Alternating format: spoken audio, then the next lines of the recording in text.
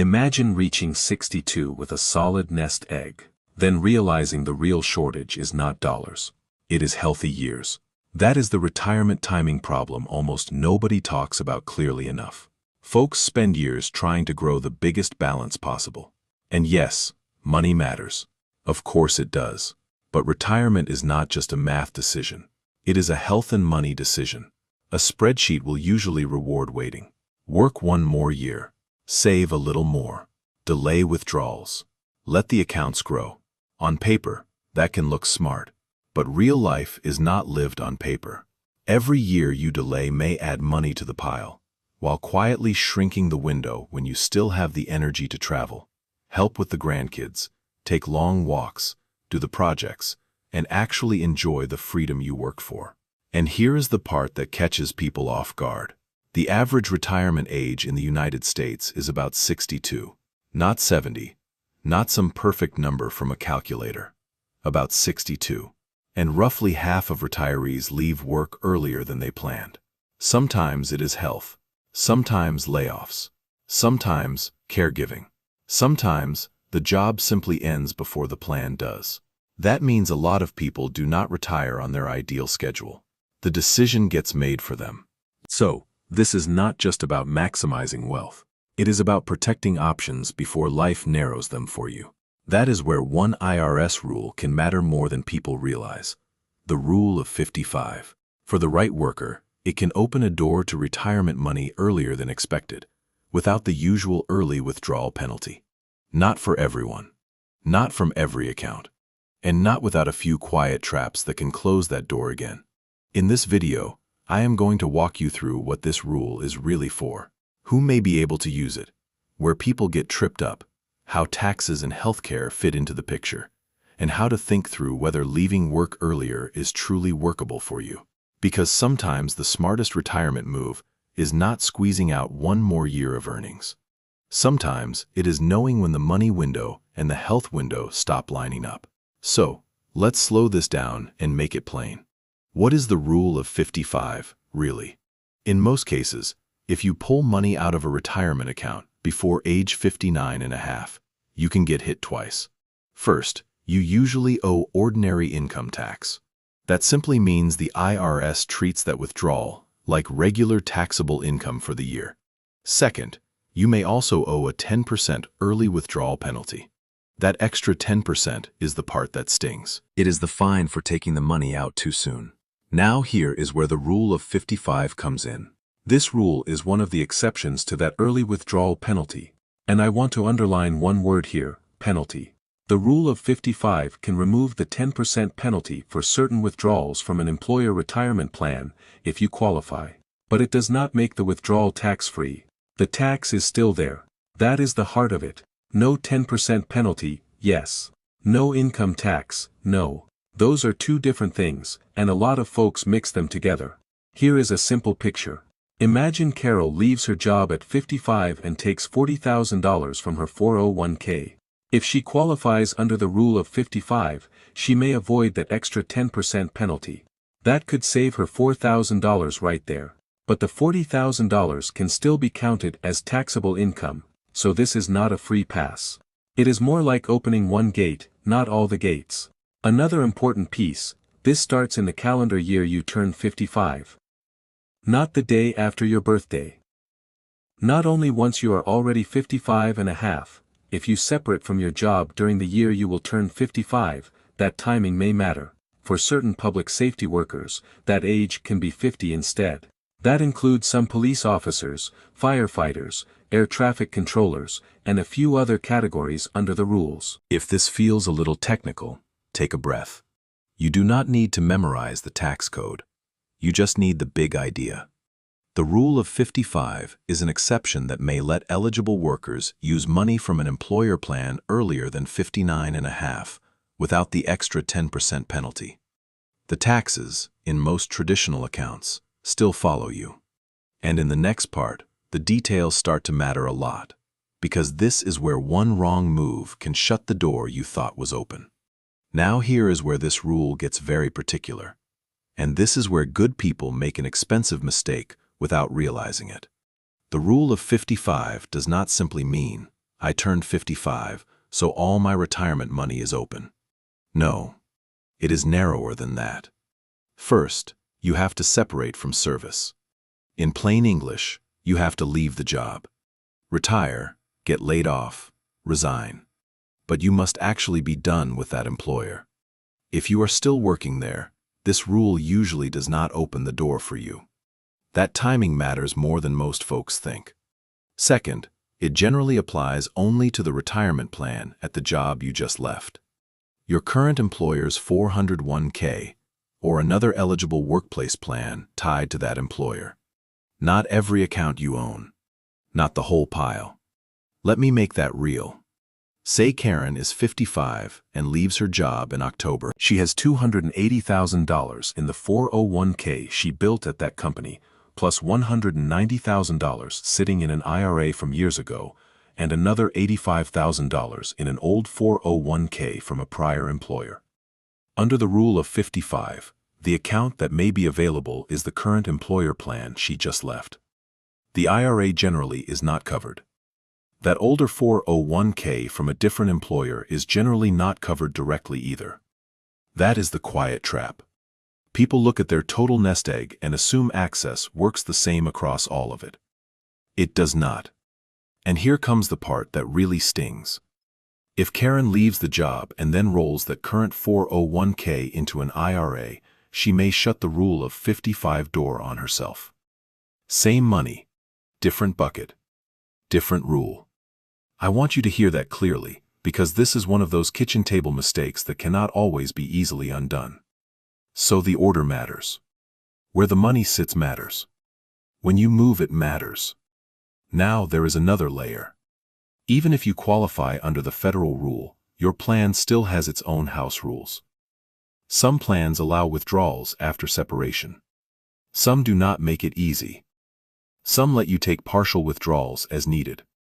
Others may push you toward taking the whole balance out in one lump sum.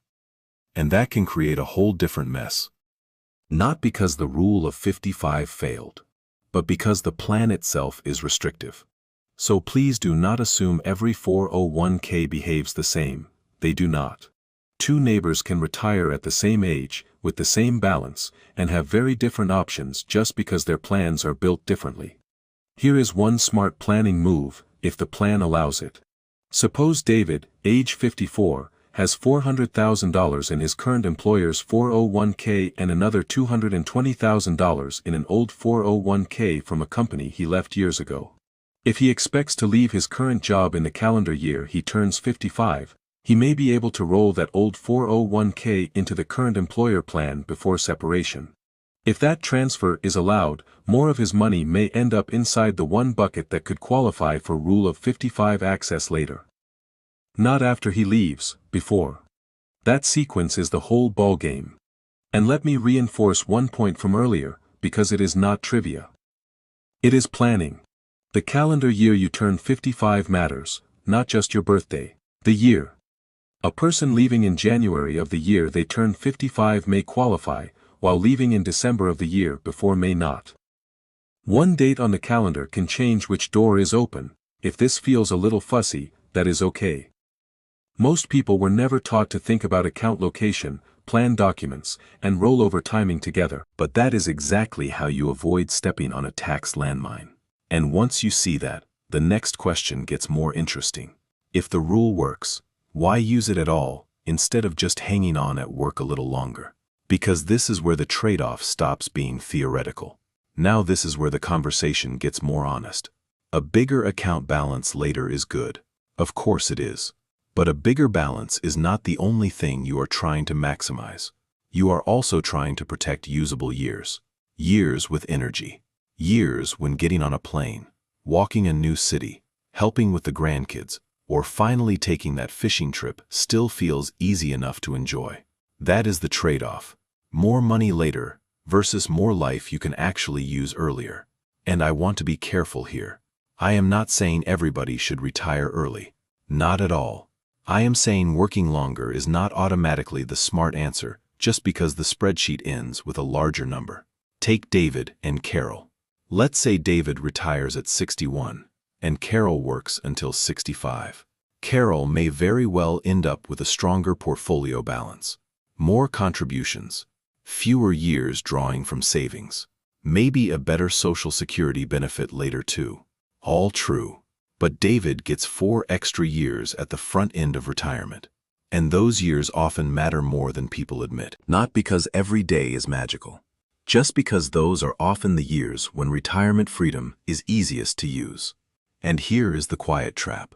A lot of folks build a plan around working to 65 or 67 as if that date is guaranteed. Real life does not always cooperate. A layoff happens. A spouse gets sick. Your own energy changes. A parent needs help. Sometimes the choice gets made for you. So the neat little plan to work longer can fall apart before the extra savings ever arrive. And that matters even more once you see how retirement spending usually shows up. We also have to be realistic about the body. I am not talking about doom and gloom. I am talking about normal wear and tear. For many people, somewhere between about 55 and 65, limitations start creeping in. Maybe the knees complain more. Maybe long travel feels harder. Maybe recovery takes longer than it used to. Not for everyone, and not all at once.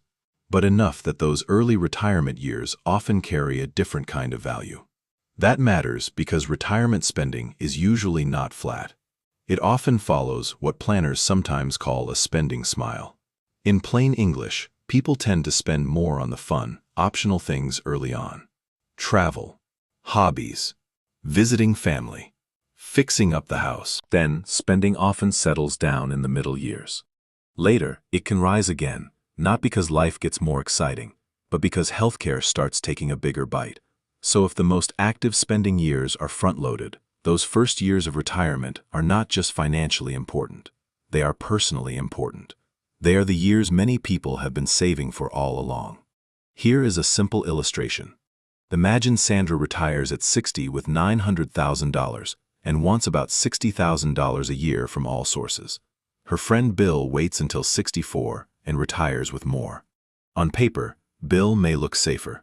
But if Sandra uses those earlier years for the trips, family time, and projects she cares about most, while Bill reaches retirement with less energy for those same things, the comparison is not as simple as one balance being bigger. That does not prove Sandra made the better choice. It just shows the real decision is bigger than the ending account value. So the question is not only, how much more could I have if I work longer? The question is also, what am I giving up to get it? That is a kitchen table question, and it deserves an honest answer. Because once you see retirement timing this way, another benefit of leaving work earlier starts to come into view. And this next one is not about lifestyle at all. It is about planning room, especially on the tax side. Now, this is the part where I want to slow down and make sure nobody walks away with the wrong idea. The rule of 55 can help you avoid the 10% early withdrawal penalty. That is real. That matters. But it does not turn your traditional 401k into tax-free money. Not even close. If you pull money from a traditional 401k, the IRS generally treats that withdrawal like ordinary income. In plain English, it stacks on top of the rest of your taxable income for the year. So let's say Karen retires at 56 and takes $40,000 from her old employer's 401k using the rule of 55. She may avoid the penalty. Good. But she still owes regular income tax on that $40,000. The penalty door may be closed, but the tax door is still wide open. That distinction matters, because this is where folks can get tripped up. They hear penalty-free, and their brain quietly translates that into free. It is not free. It is simply one tax landmine removed from the path. Now here is where it gets interesting. And this is the part many people miss. For some households, retiring a little earlier can create a stretch of years where income drops before other income sources fully turn on. Maybe your paycheck stops at 56 or 57. But Social Security might not start until 62, 67, or even 70. And required minimum distributions, those forced withdrawals from pre-tax retirement accounts, do not begin until age 73 under current rules. That gap in the middle can become planning space. Think of it like having a few quieter years on the tax calendar. Not no tax years, just lower income years than your full working years might have been. Imagine Bill and Denise, both 57. While working, they were in a higher tax bracket because wages were coming in every month. After retiring, their income picture changes. No salary, no RMDs yet. Social Security not started yet. So if they choose to take some money from a traditional account, or move some money from a traditional IRA into a Roth IRA, that is, a Roth conversion, they may be able to do it in a lower tax bracket than they had during their peak earning years. That does not mean early retirement automatically lowers lifetime taxes. I would never promise you that. Too many moving parts. But it does mean earlier retirement can sometimes open a useful window for bracket management. A chance to be deliberate. A chance to fill up lower tax brackets on purpose instead of stumbling into bigger ones later. And later can get expensive fast, especially once Social Security is in the picture, and later still when RMDs begin at 73. That is when small decisions made in your late 50s or early 60s can echo forward. So the big takeaway here is simple. The rule of 55 is not a magic trick. It is not tax forgiveness. It is access without the extra 10% sting. But if that access happens during lower income years, it may give you room to shape the tax picture more carefully. And in the real world, this is where many plans get more fragile, because not all retirement dollars behave the same way, and one obstacle in particular can make or break the whole idea. Now let me slow down and put 2 caution flags on the table, not to scare you, to keep you from stepping into a quiet trap. Complication 1 is Roth money. A lot of folks hear Roth and think, well, that part is simple. Tax-free. End of story. Not always. Not in every account. And not with every rollover. Traditional 401k money is usually more straightforward. You take it out, and it is generally taxable as ordinary income, clean enough to understand. Roth 401k and Roth IRA money can be trickier, because the tax treatment can depend on where the money sits, how long it has been there, and whether part of what you are touching is contributions or earnings. That is where people get a little too confident. Take Susan, age 57. She leaves work with a Roth 401k, a traditional 401k, and an old Roth IRA. She thinks, I'll just roll everything around and make it neat. Sounds harmless. But a careless rollover can create timing issues around earnings and holding periods. In plain English, the money may still be Roth money, but the rules around when earnings come out tax-free are not always as simple as people assume. I want to be careful here. I am not trying to turn this into alphabet soup, and I am not going to drag you through every Roth rule in the tax code. That is not the point. The point is this. If your early retirement plan depends heavily on Roth dollars, do not treat all Roth accounts like identical jars on the same shelf. They are cousins, not twins. And before you assume Roth solves everything, there is another complication that can blow a hole in an early retirement budget even faster. But first, one more plain warning on Roths. If you leave a job and start moving money from one account to another, just because it feels tidy, you can accidentally create tax confusion or waiting period confusion you did not bargain for. So this is one of those kitchen table moments where slow is smart. Neat and organized is good. Blindly rearranging things is not. Complication 2 is healthcare. This is the big one for many people thinking about leaving work before 65. Medicare generally starts at 65, so if you walk away at 55, you may be staring at a 10-year coverage gap. That is not a side issue. That is a core planning number. Imagine Dave and Karen, 56 and 58.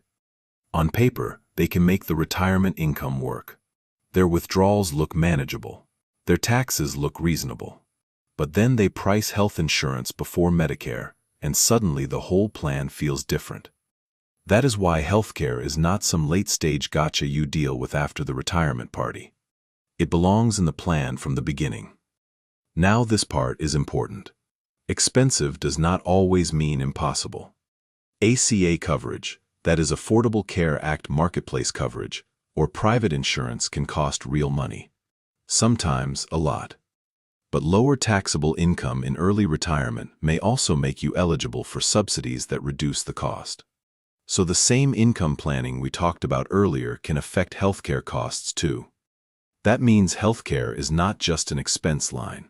It is tied to how much taxable income you create. Pull too much income in the wrong way, and coverage may cost more. Keep income controlled, and the picture may improve. Different households will land in very different places here. So the honest answer is not, early retirement is easy, and it is not, forget it, healthcare kills the whole idea. The honest answer is, this can work, but only if you model healthcare as one of the main moving parts. And that brings us to the practical question. Once you see the opportunity and you see the traps, how do you decide whether this path actually fits your situation? So here is the filter. Not a pep talk, not a slogan, a 5-question test. Question 1. Do you actually qualify? That means your age, the year you left the job, and the type of account all have to line up. If you left too early, or the money is in the wrong kind of account, the door may be closed before you even start. Question 2. Where is the money right now? This one matters more than people think. The rule of 55 usually works only on the employer plan you just left. Move that money too fast into an IRA, and you may destroy the very access you were counting on. Same dollars, different location, very different result. Question 3. What does that specific plan allow? Some plans are flexible. Some are stiff as a board. One plan may let you take partial withdrawals. Another may push you toward a lump sum. Another may have paperwork delays that turn a clean plan into a mess. Do not assume, verify. Question 4. How much do you actually need to spend each year? Not in theory, in real life. Housing, food, travel, if that matters to you. And especially health insurance before Medicare begins. This is where many early retirement plans wobble. A withdrawal strategy that looks fine on paper can fall apart once premiums, deductibles, and out-of-pocket costs show up. And question 5 is where this gets more strategic. What is your tax sequence? In other words, what income shows up first, and when? The years between retirement and Social Security, and later before required minimum distributions, can be unusually important. Those may be lower income years. That can create room for careful bracket management, and in some cases Roth conversions, without stumbling into a bigger tax bill later. Put those 5 together, and you have a decision filter. Qualification, asset location, plan rules, spending need, tax sequence. If one of those breaks, the rule of 55 may look available but still be a poor choice. If all 5 line up, now you may have something useful. So here is the clean takeaway. The rule of 55 is useful when 3 things line up. First, you actually qualify, and the money is in the right place. Second, you have a real healthcare bridge until Medicare. And third, your withdrawals fit a smart tax sequence instead of creating a quiet tax problem later. That is why this rule is a tool, not a blanket recommendation. The bigger decision is not just, can I retire now? It is, can I fund the years I am healthy enough to enjoy, without making the later years harder? Sit down with a simple checklist. Look at timing. Look at health coverage. Look at taxes. Then decide with clear eyes.